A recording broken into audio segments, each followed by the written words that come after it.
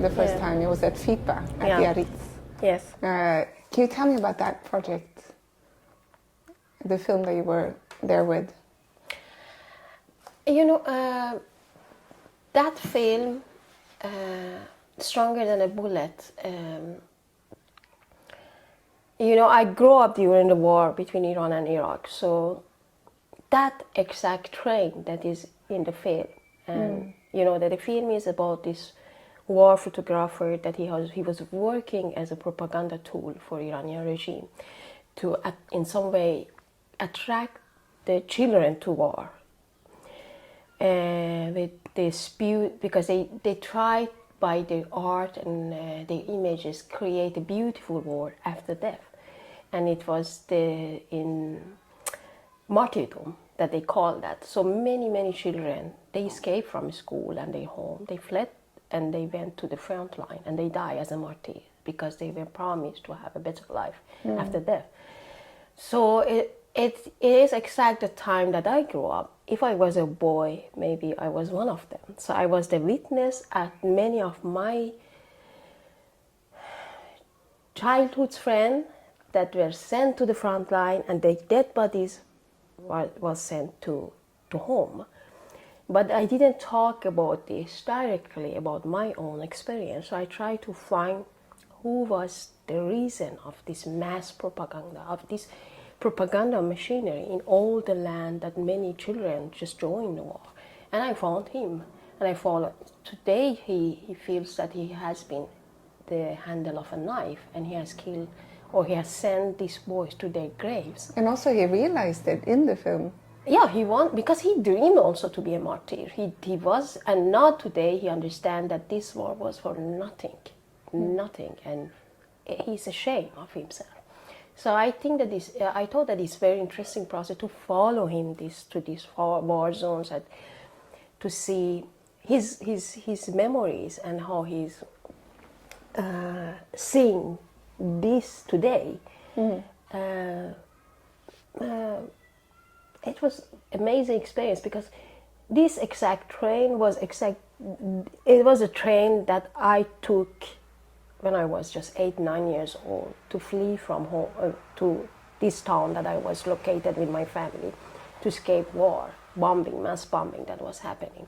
So this is my story, and it was very important that in one day I can tell it. And I think Stronger Than a Bullet is not just my story, my generation's story, and maybe many other young people that they are radicalized and they are sent to the war zones.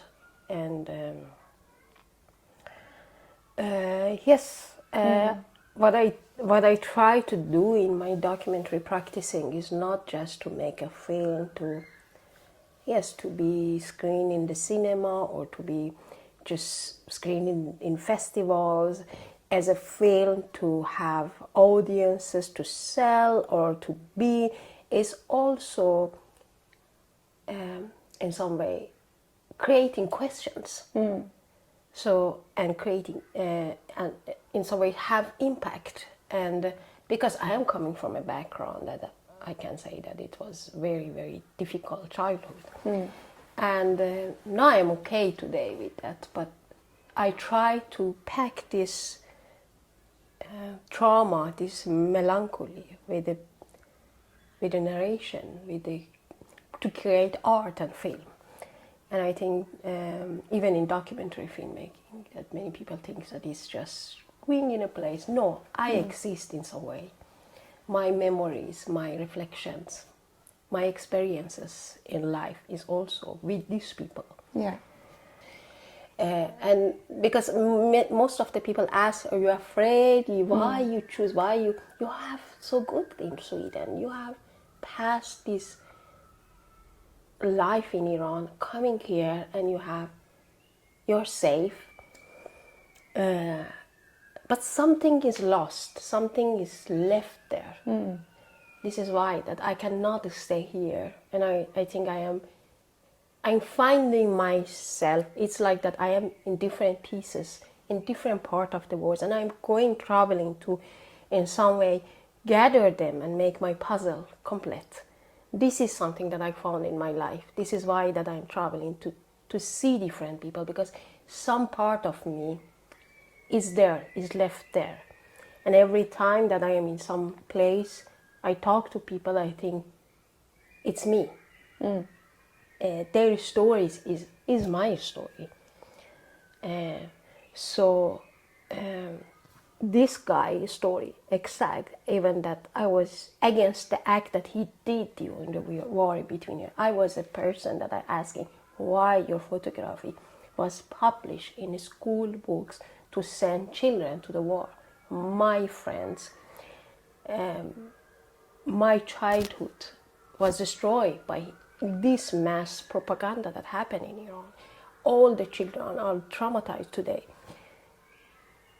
But this communication was also this journey to this war zone, and talking to him, documenting him, trying to create, to just compare my image of war with his image. In some way, created a film, and at the same time helped me to understand where I am standing today.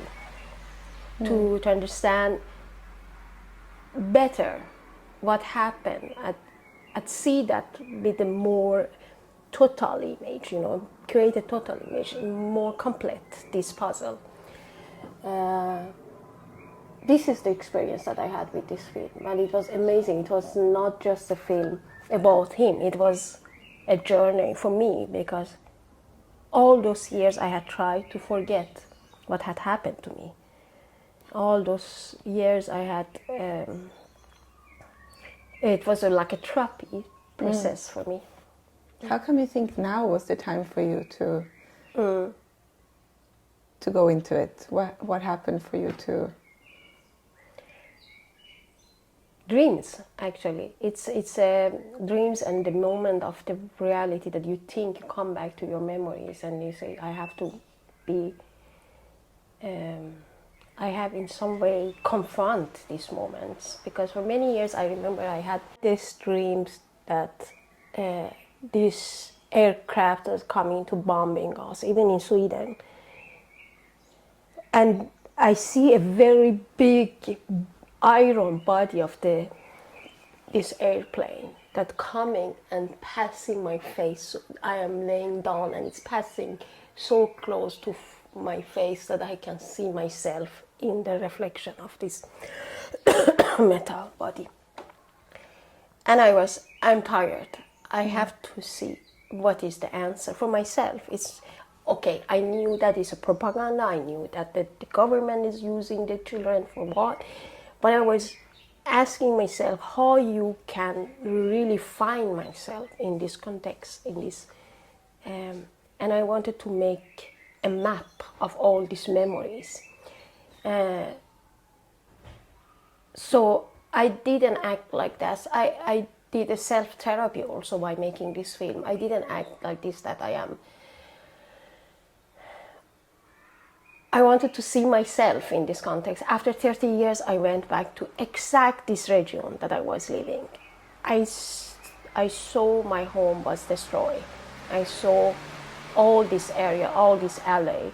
And I remember all these coffins that were sent from the front line to their families. And I traveled again after 30 years in this train. And I tried to communicate by this background that I had with this guy and asking my question as a child growing up in this time of this person. That was an amazing journey for me. It was not just a journey for him to just confess what he has done. It was a very complete image of human being that it was a beautiful moment, because in this time it was forbidden to film in this train. If you take a camera, even mobile phone in Iran, you can get arrested easily. So we had planned long time that how to film, and most of the time we were sitting during the night at 3 o'clock in the morning when everybody is sleeping in this night train. And then I asked my question exact the time that I had these nightmares. And I could never imagine after 30 years when I am in my 40s, I sit with this guy and ask why really you did it to us.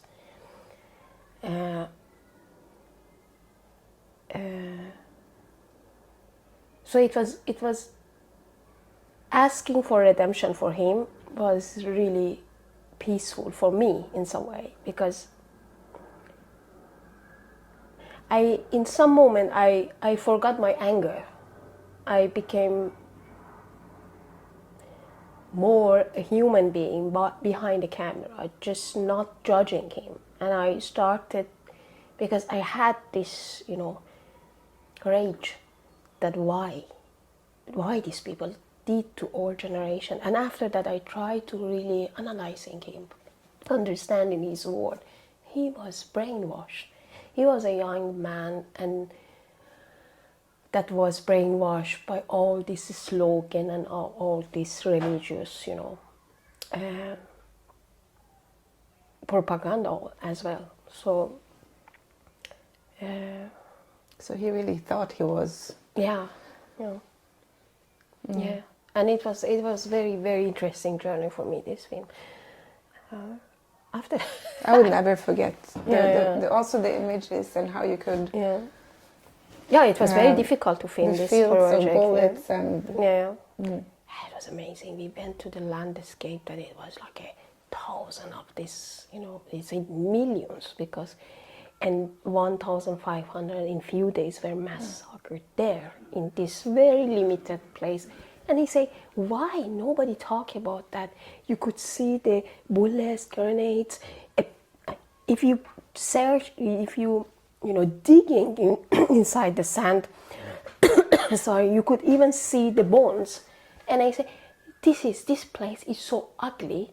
They cannot fabricate a propaganda about it. They just left it. They don't even clean this place. Of course, it is also very dangerous because there are many mines inside that they move by raining. It's very difficult to take out the mines when they are under the sand because they move all the time by raining, and this is difficult for them to take them out. So just left it. And I mean, coming to this place, you can never imagine somewhere in this earth, in one corner of one country,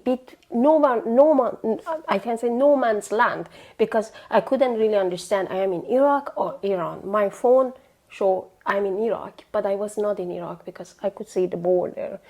So just left because they don't want to confront the geography, the map of this war is denying this place. They have created the map. You see many different places, many different locations in this map, and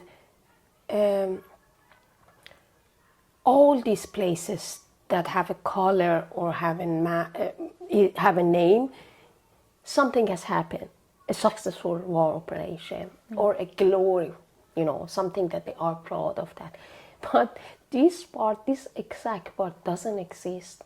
And this is the place that he knew because he was there making photography, and just few people and I was happy. He took you there. And I was, it was terrible to experience that, but at the same time, it was fantastic that this guy take me to this place. However, it was very dangerous. You could just blow up by mine. But I was like, I trust him. And whatever he said, don't walk after each other. You have to walk like a line. You have to follow me. So we trusted him and we followed him because he was worried that we put our step on mine. And then we followed and we experienced this place. It was very difficult. Very, there is no word to say that, but what I experienced, that, wow, it was the reason that I met him. It was difficult to confront him, but this guy showed me something that maybe not many people have seen, and I am appreciating that. I appreciate and I forgive him, because he brings something that was not told. He told something that it was not written, or it was not, The opposite of documented. what he's shown before. Yeah. So I'm very happy that in some way I have an image of that in my film. This is the only thing that I wanted, to show that. I didn't talk about this place a lot, but even its image was, for me, it was a big task, and I'm very happy for that. It's terrible. It's like that I'm walking either 1 meter higher than others or under the ground, because it takes time to adapt myself to the situation. And normally I'm very silent in the beginning, because I am calculating where I am. How can I have to be careful to do not be too much critical or too much naive or too much. Because sometimes a very single thing that is very normal here goes on my nerve, that why people think that this is a big problem. Like what, for example? For example, people complain for things that's often. I like think it's ridiculous. Sorry. No, it's interesting. Don't record this. For example, we're sitting and I think this is nicer to be there. It is perfection, because sometimes I think there is no problem, and it's a big problem. Of course, there are many problems. I am not telling that this society is better, but I think the concentration of the people or their problems becomes something that is, for me, it's just mentally. How can I say? If you look at it deeply, it's not a problem. It's not a discussion. It's not even something that you think that is it's a luxury. People call it luxury problem, but I think it's something that here we are very busy with problems that it's not really problems. I started to be a little bit sensitive to things that people doing here, but I know that it is also because every cell of me is recording something from another location, and I'm coming here and I'm shocked. I was filming in north of Syria, and all these drones flying up on the sky, and we know every moment you can be killed by these drones. But you get used to that, like millions of people that are used to live in this risk and danger. And then I come back, and then I'm sleeping. The first night in Sweden, I wake up. I hear just a helicopter flying somewhere, like an ambulance helicopter on my apartment. And I wake up because I think that they are attacking me. So I am coming from this contrast. So of course, when I come here and I see people, discussions, and the things that is different, I react. And being a parent and going to these places, it is very difficult. I still remember when my son was 10 months and I went first time to Afghanistan. It was terrible. Now he's 15, but I still think about that. What stupid I was, but I was something like that. I have to do that. This is a very difficult, it's very challenging.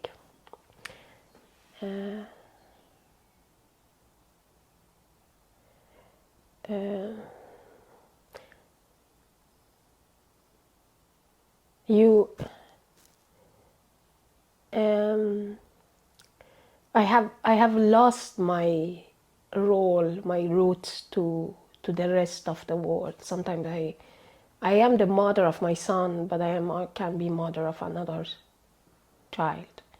I have lost. I'm not talking. It's really happening that I'm not connected anymore to any family, any country, any land. I am with everybody, every family, every land, every history. This is something that has happened during all these years working with documentary film. and of course, I understand it's difficult for many filmmakers, journalists to leave their family. But when this feeling is in some way exists inside you, it's gonna, mentally you accept this. But still thinking, if I get back to my role as a mother, as a Maryam Ebrahimi, that mother of my son, then it's sometimes I feel bad, that why I do this to myself, maybe I don't come back again home. And what is the future of this boy, But I don't know, it's something that I go again and again back to this experience. Since 2019, I am working because as I explained of my childhood and being involved in war, I'm working since 2019. I'm working in Rojava. It's a Kurdish autonomous state in north of Syria, and it was. We know that they were fighting against ISIS in 2011, and at the same time, there was a revolution was happening there, which is called the Women's Revolution, and many of these girls and women, and also young men, who, shocked the world by their braveness, their courage, that they were fighting face to face the most brutal man in the war, ISIS man. So I was thinking that I want to go and see, because there was always one basic question in my projects: what is really this power or driving force that people can confront death face to face without fear? This is what I see when it is coming from my background, and when I saw these young boys, they're fighting in just 14, 15 years, fighting in front line. So I was thinking, they are not, what is this, that they have no idea what is, if they die, what is after that, and still they go and fight. So the first question, what is this behind this braveness, is this courage, that these women, I know why I am traveling, because I'm a filmmaker, I'm creating something that maybe stay for the story, and people see the situation, coming to the places that is difficult to get access, and I love that. But for many of these young women and men that going to war against ISIS, what is that? And many of them, they are amputees, they have, what's happening? So I traveled to Rojava, and then I understood this revolution that is based on feminism, gender equality, and environment. So it's a very long history, which is roots of Abdullah Öcalan ideology. I don't want to go to details to that. Then I started to, in some way, find the poetic interpretation of all this context. Because many people coming just filming the war. I was also in front line when it was fight between Turkey and Kurdish guerrilla because after they defeated ISIS, they were surrounded by Turkish military and at mass attacks against Rojava. So I was living in a military hospital 1 month, and it was an amazing experience, very dark, but very, very interesting. And I was thinking, what is really behind that? And I have to stay here. I'm not interested to just show the fighting, people dying. Because you had been for a couple of years coming back, right? I and because of pandemic, I couldn't go back. And when I turned back to Rojava, I saw that this systematic, also terrorizing the guerrilla by drones. And I was, wow, it's maybe the last generation of guerrilla fighting with body and insect against this unmanned machine, which is controlled from maybe 1,000 kilometers and killing, targeting people. Ooh, and they were well trained. They were living in mountain. They are a part of the nature. They can read the signals by nature, by birds by, wind. And imagine the fight between this machine and these people. I think this is my story.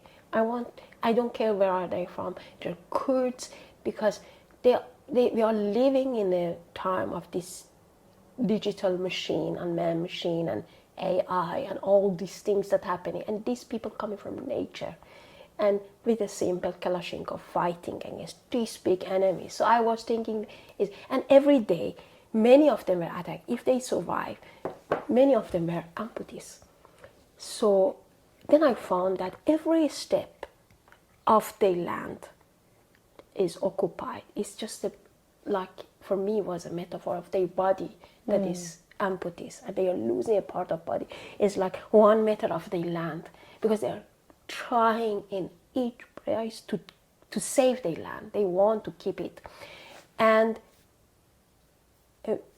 I don't know if you are familiar with phantom pain. This is something that your brain automatically, when you are amputees, after many years you still feel pain or is itching in your, but the body doesn't. It's just your mind, your memory of that is telling you that you have pain in your leg. And many of them, they had it.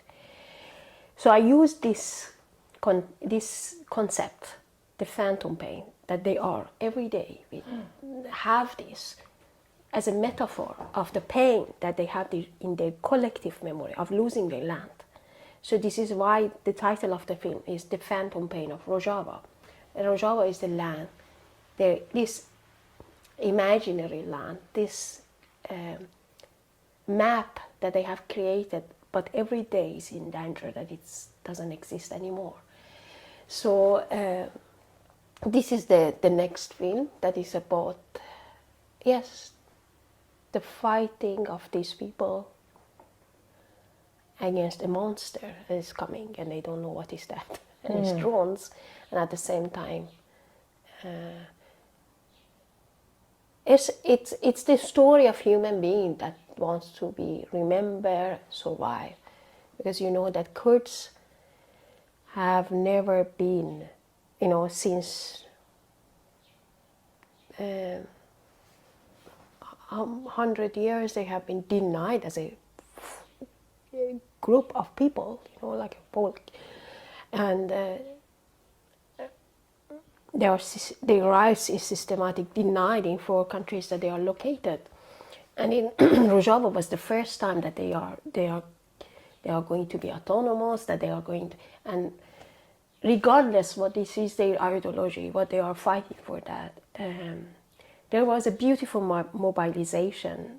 And what I like is that this process, maybe they don't exist tomorrow, but their story is going generation after generation, because I saw that how these people that are amputees, they don't have legs and arms, they are making together one body, and this human body is like a body of Rojava, body of this land.